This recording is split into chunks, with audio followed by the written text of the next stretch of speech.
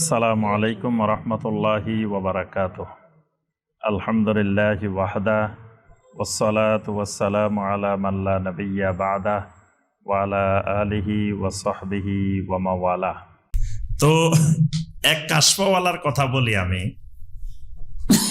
উনি আমাদের দেশে ফকিহুল মিল্লাত নামে পরিচিত ছিলেন, মারা গেছে। তো একদিন ওনার সাথে আমার দেখা, তো উনি আমাকে বলতেছেন যে দেখেন, মানুষেরা এখন বুঝতে পারছে, কিন্তু এটা আমি আরো 20 বছর আগে বুঝছি। তা আমি জিজ্ঞেস করলাম, হুজুর কেমনে বুঝলেন? কাশফের মাধ্যমে। হ্যাঁ, উনি বুঝছে কিসের মাধ্যমে? কাশফের মাধ্যমে। কয় আমি কাশফের মাধ্যমে আরো 20 বছর আগে জিনিসটা বুঝতে পারছি। কি বুঝতে পারছে? উনি পটিয়া মাদ্রাসার মুহাদ্দিস ছিলেন, মুফতি ছিলেন। তো উনি বলতেছেন যে আমাদের এখানে সৌদি আরব থেকে কিছু শাইখেরা আসতেন এই পটিয়া মাদ্রাসায়। তো আসলে আমি দেখতাম ওনারা রাফলি আদায়ন করে, ওনারা বুকে হাত বাঁধে, আমিন জোরে বলে, হ্যাঁ এগুলা করত। আর আমাদের মাদ্রাসায় টাকা দিত, সহযোগিতা করত পটিয়া মাদ্রাসায়। এজন্য আমাদের মাদ্রাসায় আসলে আমরা বিশাল বিশাল ছাগল জবাই করে, খাসি রান্না করে আমরা খাওয়াইতাম, মেহমানদারি করতাম। আর তারা এইভাবে জোরে আমিন বলতো, রাফলি আদান করতো, এগুলা করতো। তো বলতেছেন যে তখন আমি মাদ্রাসায় সবাইকে সতর্ক করছিলাম যে এই যে তোমরা খাওয়াইতেছ, এই যে মেহমানদারি করতেছ, তারা যে আমাদের এখানে কি ফেতনা ছড়াইতেছে সেটা তো তোমরা বুঝতেছ না। এই যে তারা আমিন জোরে বলতেছে, এই যে রাফলি আদান করতেছে, এগুলো তো আমাদের ছাত্রদের মধ্যে প্রভাব ফেলতেছে। তো উনি আমাকে বলতেছেন যে আমি দেখেন 20 বছর আগে নিষেধ করছি এদেরকে। আমি তখন কাশফের মাধ্যমে বুঝতে পারছি যে কিছুদিনের মধ্যে বাংলাদেশে এটা ব্যাপক আকারে ছড়াই পড়ব। আজকে দেখেন কি ব্যাপক আকারে বাংলাদেশে ছড়াই পড়ছে। যে ওই সময় যদি আমরা এটা বন্ধ করে দিতাম 20 বছর আগে, তাহলে এটা আজকে এই ভয়াবহ রূপ ধারণ করতো না। বাংলাদেশে এইগুলোর বিরুদ্ধে সবচেয়ে সোচ্চার ছিলেন উনি, এবং ওনার ওখানে সারা বছর ট্রেনিং হইতো, প্রশিক্ষণ হইতো। সারা দেশ থেকে ইমামদেরকে এনে, তারপরে মাদ্রাসা শিক্ষকদেরকে এনে 1 সপ্তাহ ট্রেনিং দিত যে আপনার মসজিদে যদি কেউ জোরে আমিন বলে, তা আমিন বন্ধ করবেন কেমনে, বন্ধ করার কৌশল। বন্ধ করার অনেকগুলো কৌশল আছে। একটা কৌশল হইতো যে যখন দেখবেন যে আপনার মসজিদে মুসল্লি আমিন জোরে বলে, তখন আপনি আমিন বলার সুযোগই দিবেন না। তখন আপনি বলবেন গায়রিল মাগদুবি আলাইহিম ওয়ালাদ-দাল্লিন আলাম তারা কাইফা ফাআলা। মাঝখানে আর দাঁড়াবেন না, মানে ওয়ালাদ-দাল্লিন বলে আর থামায় যাবে না। কারণ থামলে লোকগুলা কি করবে? আমিন বলে ফেলবে, আর আমিনের সুযোগে দিবেন না। আমি এই যে এই মাত্র এখানে আসার কয়েকদিন আগে তো আপনার এক প্রোগ্রামে গেছি নরসিংদী। তো ওখানেই ওই ভাইয়েরা বললেন, শায়েখ এই মসজিদে নামাজ পড়তে গেছি, প্রথম রাকাতে যখন ওয়ালাদ-দাল্লিন বলছে, আমরা যখন জোরে আমিন বলছি, পরের রাকাতে আর থামে নাই, ওই একটানে পড়ছে যাতে এরা আমিন বলার সুযোগ না পায়। এরকম আরো অনেকগুলো কৌশল শিখে, তো রাফলি আদান করলে কি করতে হবে, তারপরে এটা করলে কি করতে হবে, এগুলো কিভাবে বন্ধ করা যায়। তারপরে মাগরিবের পরে যদি কেউ দেখেন যে 2 রাকাত সালাত আদায় করে আপনার মসজিদে, তাহলে এটা বন্ধ করতে হবে কিভাবে। তো এটা বন্ধ করার কৌশল হলো আপনি আজানের পরে বয়ান করতে দাঁড়াই যাবেন। মাগরিবের আজান দিলে আপনি উঠে দাঁড়াই যাবেন বয়ান করার জন্য। তা আপনি বয়ান করবেন, তা তো মানুষ নামাজ পড়বে না। কেউ পড়তে চাইলেও বাকিরা বলবে যে মিয়া বসেন বসেন, ইমাম সাহেব বয়ান করতেছে, বয়ান শুনেন। তাইলে আর 2 রাকাত পড়া বন্ধ হয়ে যাবে। আমি একদিন এক মসজিদে গেছি, স্টেডিয়াম মার্কেটে, ঢাকা। তো দেখি যে মাগরিবের পরে দাঁড়াই গেছে বয়ান করার জন্য। তা আমিও কি করছি, ইমাম সাহেবের সামনে দিয়ে যাই, সুন্নত 2 রাকাতের জন্য দাঁড়াই গেছে। তো প্রথম তাকায় তাকায় দেখছে, দেখে থেকে বয়ান বন্ধ করে এবার নামাজে দাঁড়াই গেছে। মানে প্রথম মনে করছে যে তো কেউ পড়বে না, পরে যখন দেখছে যে আমি পড়তেছি, তো এবার আর আমাকে পড়তে সুযোগ দিবে না, এবার কয় কামড় দেন বয়ান শেষ, মানে 1 মিনিটে শেষ। তো যাই হোক, যে কথাটা আমি বলতেছিলাম যে উনি এই যে এগুলো ভয়াবহ সৃষ্টি হবে 20 বছর আগে বুঝছে। কিভাবে বুঝছে? কাশফের মাধ্যমে। ওনার কাশফ কত শক্তিশালী। হ্যাঁ, তো এই যে কাশফ চালু হয় ওই লতিফার মাধ্যমে, আর লতিফার জন্য বেশি বেশি এই ধ্যান করতে হয়। তাহলে দেখেন একটার সাথে একটা শয়তান কিভাবে আস্তে আস্তে আস্তে আস্তে পর্যায়ক্রমে মানুষকে নিয়ে খেলাধুলা করে। তালবিস ও ইবলিস, ইবলিসের ধোঁকা, ইবলিসের প্রতারণা, ইবলিস আস্তে আস্তে মানুষকে গোমরাহির দিকে নিয়ে যায়। তো এই ধ্যানের নামে, মেডিটেশনের নামে বা মোরাকাবার নামে যেই জিনিসটা চলতেছে এবং যে জিনিসটার মাধ্যমে আপনার মনে করা হচ্ছে যে এটার মাধ্যমে আল্লাহকে পাওয়া যায়, তারপরে কাশফ খুলে যায়, তারপরে আপনার বিভিন্ন ধরনের আপনি অনেক কিছু জানতে পারবেন, আপনার কাছে অনেক তথ্য আসবে। আপনার ঢাকা বিশ্ববিদ্যালয়ের একজন প্রফেসর, তো উনি এক সেমিনারে আমাদের জাতীয় বিশ্ববিদ্যালয়ে আসছেন, একটা পিএইচডি গবেষণার সেমিনারে। তো উনি সরাসরি বলতেছেন যে কোরআনে কারিমের আয়াত এটার অর্থ হইলো, স্বাভাবিক অর্থ হইলো এটা, কিন্তু আমি আমার কাশফের মাধ্যমে জানতে পারি যে আয়াত এটার অর্থ এটা না, আয়াত এটার অর্থ হবে এটা। মানে কাশফের মাধ্যমে কোরআনের আয়াতও পরিবর্তন হয়, অর্থ পরিবর্তন হয়।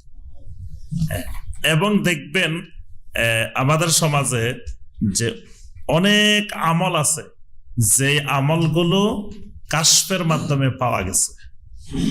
মানে এই আমলগুলোর ভিত্তি কি? বলে যে এগুলা কোনো কিতাব আদিতে পাওয়া যাবে না, কোরআন হাদিসে পাওয়া যাবে না, এগুলা সিনা বসিনা পাস করে, এগুলা হলো সিনায় থাকে। মানে একজনের সিনা থেকে আরেকজনের সিনা যাবে, আরেকজনের সিনা, এগুলো কিতাবে নাই।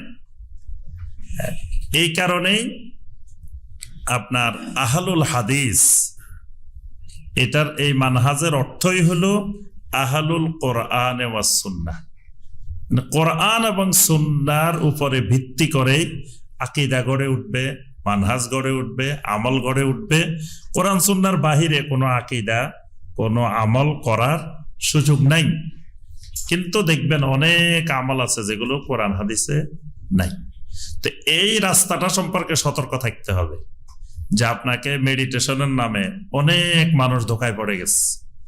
দেখবেন অনেকেই এই মেডিটেশনের পিছনে ঘুরতেছে, এটার প্রসার এত ব্যাপক আকারে হচ্ছে। তারপরে আপনার কেউ কেউ আছে ওই পীর মুরিদির মোরাকাবায় লিপ্ত আছে। আরেকটা জিনিস বলি এর সাথে, জীবিত ফিরের চাইতে মরা ফির বেশি শক্তিশালী। এটা কি জানেন আপনারা? জীবিত চাইতে মারা যাওয়ার পরে শক্তিশালী হয়ে গেছে বেশি। কেন বেশি হয়েছে? আমি এটা জানার চেষ্টা করছি অনেকবার, যে জীবিত অবস্থার চাইতে মারা গেলে পাওয়ারফুল হয় কেন, শক্তি বাড়ি যায় কেন?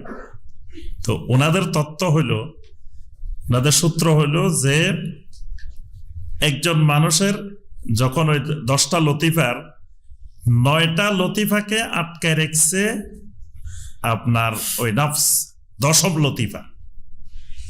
তো এই কারণে খাঁচার ভিতরে ওই 9টা লতিফা আটকে আছে। তো মানুষ যখন মারা যায়, আল্লাহর ওলি যখন মারা যায়, তখন ওই নফসটা তো নষ্ট হয়ে যায়, নফসটা ভাঙ্গি যায়। তো বাকি 9টা আবার খাঁচার থেকে বের হয়ে যায়। তো খাঁচার থেকে যখন বের হয়ে যায়, এবার শক্তি বেড়ে গেছে, এবার আকাশে বাতাসে উঠতেছে। আগে তো খাঁচার ভিতরে বন্দি ছিল, এখন বন্দি থেকে মুক্ত হয়ে গেছে। এই কারণে তার এখন পাওয়ার বেড়ে গেছে। এই জন্য দেখবেন জীবিত ফিরের চাইতে মৃত ফিরের জন্য মান্নত বেশি করে, ওরস করে, আরো যা যা করে। এবং মানুষ কোনো কিছু চাইতে যায়, তারপরে কোনো কিছু দোয়া করতে যায়, সব ওই মৃতটার কাছে, জীবিতটার চাইতে মৃতটার কাছে। এবং জীবিতটার কাছে গেলেও তারা দেখাই দেয় মৃতটার দিক। তো এটার ওই মূল ভিত্তি, মূল কারণ যেটা, যে ওই মারা যাওয়ার পরে তার খাসা মুক্ত হয়ে গেছে। এই যে চিন্তাধারা, এই চিন্তাধারাগুলো এই মোরাকাবা, মুশাহাদার নাম দিয়ে, এই ধ্যানের নাম দিয়ে, মেডিটেশনের নাম দিয়ে, এবং তারা এটাকে বিভিন্ন দলিল, নবী সাল্লাল্লাহু আলাইহি সাল্লাম হেরা গুহায় ধ্যান করছেন, এটাকে মেডিটেশনেরও দলিল, মোরাকাবারও দলিল। তো নবী সাল্লাল্লাহু আলাইহি ওয়াসাল্লাম সেখানে তো এরকম ধ্যান করেন নাই। ওখানে সহিহ আল বুখারীর riwayat ইয়াতাহান্নাসু ফীহি, ইয়াতাহান্নাসু মানে ইয়াতাআব্বাদু, নবী সাল্লাল্লাহু আলাইহি সাল্লাম সেখানে ইবাদত করেছেন। আর নবী সাল্লাল্লাহু আলাইহি সাল্লাম যদি করেনও, তো সেটা তো আপনার নবুয়তের আগে। নবুয়তের পরে তো নবী সাল্লাল্লাহু আলাইহি সাল্লাম আর ওখানে যান নাই ওই মোরাকাবা বা ধ্যান করার জন্য, বা এরপরে কখনো নবী সাল্লাল্লাহু আলাইহি সাল্লাম করেছেন এই মর্মে কোনো দলিল প্রমাণ পাওয়া যায় না।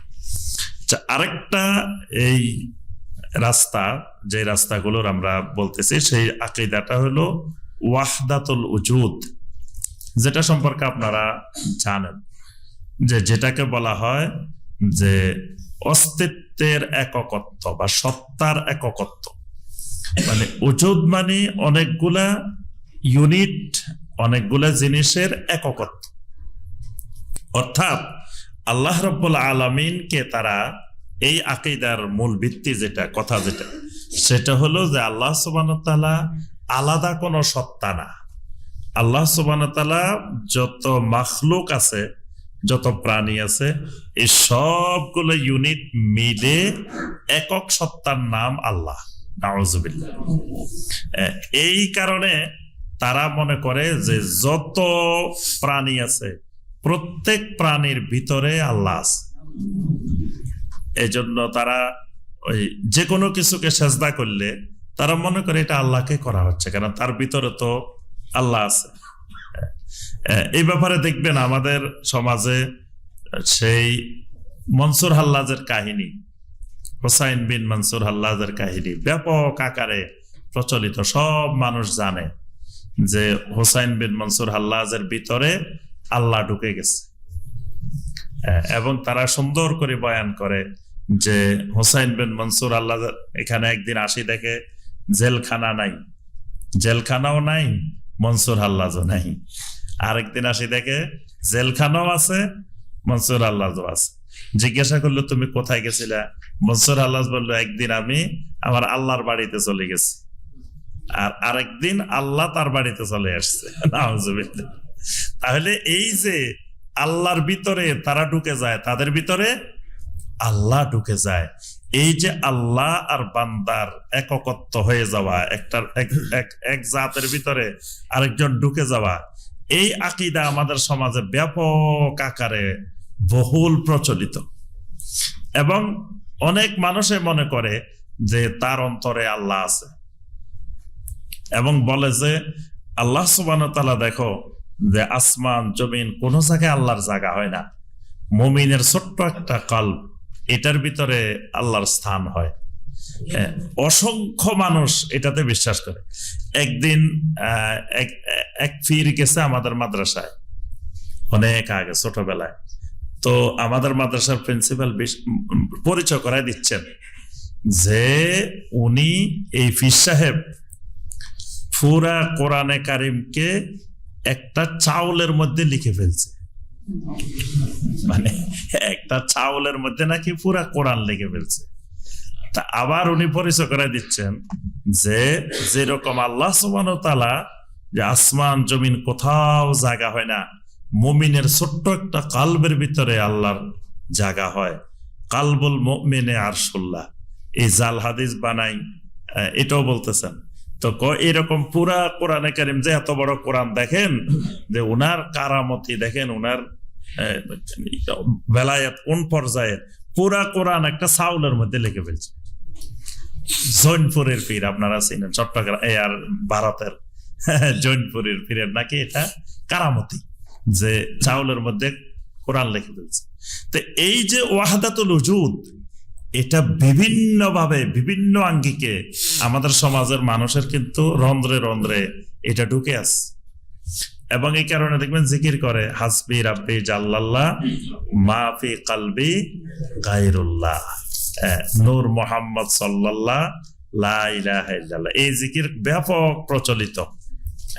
তো এই যে মা ফি কলবি গায়রুল্লাহ মানে আমার কলবে আল্লাহ ছাড়া কিছু নাই, তার অর্থ হলো ওই আকীদাটা ঢুকানো হয়েছে যে আমার কলবে আল্লাহ ঢুকে আছে। আর এর সাথে আবার নূর মুহাম্মদ এটা দিয়ে ঢুকানো হয়েছে নবী সাল্লাল্লাহু আলাইহি সাল্লাম নূরের তৈরি ওই আকীদাও ওই জিকিরের মধ্যে আপনার ঢুকাই দেওয়া হয়েছে। তো আমি সংক্ষেপে শুধু কয়েকটা পয়েন্ট বলতেছি, বিস্তারিত আলোচনা আপনারা এর আগেও শুনেছেন, শায়েখ অনেক আলোচনা করেছেন। ওয়াহদাতুল উজুদের ব্যাপারে শায়েখের অনেক আলোচনা আছে এবং অনেক পীরদের বইয়ের মধ্যে যে লেখা আছে এই ওয়াহদাতুল উজুদের কুফরি আকীদা, শিরকি আকীদা। আচ্ছা, এরপরে আপনার এর মধ্যে আবার আরেকটা আছে হুলুল এবং ওয়াহদাতুল উজুদ। তো হুলুল আর ওয়াহদাতুল উজুদে পার্থক্য হলো আপনার ধরেন শরবত বানাইছেন, তো শরবতের মধ্যে চিনি দিছেন, চিনি আর পানি মিক্স হয়ে শরবত হয়েছে।